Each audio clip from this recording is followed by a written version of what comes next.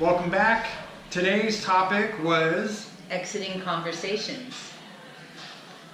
You ever been in one of those conversations where you don't even understand what the other person is saying, and you're just stuck listening, and you don't know how to exit the conversation, so you just get stuck listening to somebody's going on and going on and going on.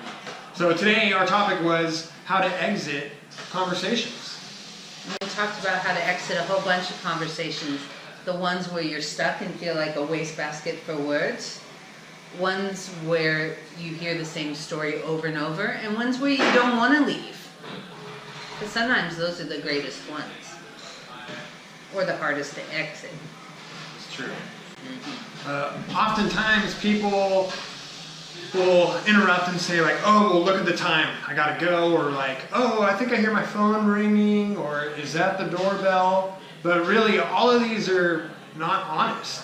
And back in the olden times, the way that society was set up was that it was okay to use an excuse like that, to be dishonest, over being honest, or just like walking away from the conversation. Because that was socially unacceptable.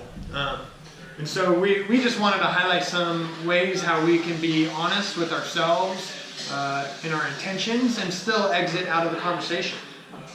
So I encourage everybody to say what's alive for them, what is going on for them. If I'm listening to a conversation and somebody's going off on something and I don't believe that's true, or I'm not sure, I could say, is that what you really feel? To bring the conversation back to a deep level. Oftentimes people get into these memorized stories of their past, and they just go and grab your hand and pull you in with them, and you have no clue when the story's going to end. But it's such a perfect tool to be able to be like, well, how does that make you feel? Because you're now like pulling them out of this abstract story that they're reciting and bringing them into the now moment. Because they then have to examine, well, like, oh, no one's ever like asked me that before. Let me see how I'm feeling about this story. It was just going back and recalling once again.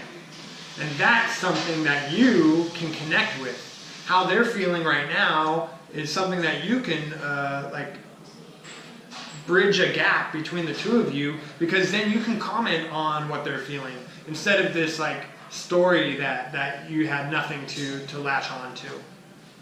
The other way I found in exiting a conversation, or at least bringing the conversation to a real point, is by saying, it sounds like you feel frustrated because your need for justice isn't being met, or whatever those feelings and needs might be, so that people can experience. And I've watched people just stop completely their whole story and just be quiet and say, oh, I really am frustrated.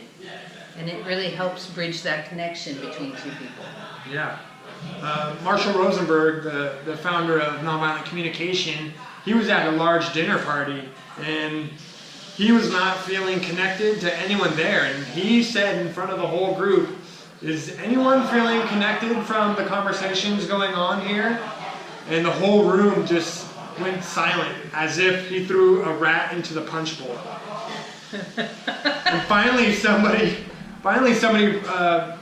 spoke up, and they were like, yeah, I actually wasn't feeling connected to the conversation we were just having. And it ended up being the speaker that was just talking on and on and on. Oftentimes people get nervous and they just ramble and they don't know how to stop. So you might be doing them a favor by checking in and being like, what's going on with you right now? Because right now you have control of the conversation and you're just pulling everybody in with you. And it's my belief that exiting conversation is always done best with honesty, whatever is alive with you. So if you don't have time, say, I'm sorry, I'm really limited on time. But don't fake it and say, oh, I hear the doorbell, because then they'll remember that you're just not truthful. Or you're in the store. Yeah. But if somebody was honest with me in exiting a story, I would then like them even more. Even though the conversation, like, that was really awkward and uncomfortable, I would walk away and know that they were being honest. And I actually seek honesty in the relationships that I have. So I would walk away being like, oh wow, they actually like raised in my admiration of them because of their honesty.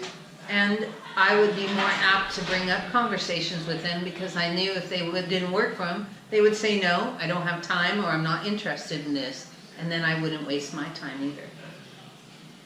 So those are some good tips on how to exit conversation. Ask them, how does that make you feel? Cut in to like what's real and what's alive for them right now. Guess at how they might feel, or what needs aren't being met or are being met.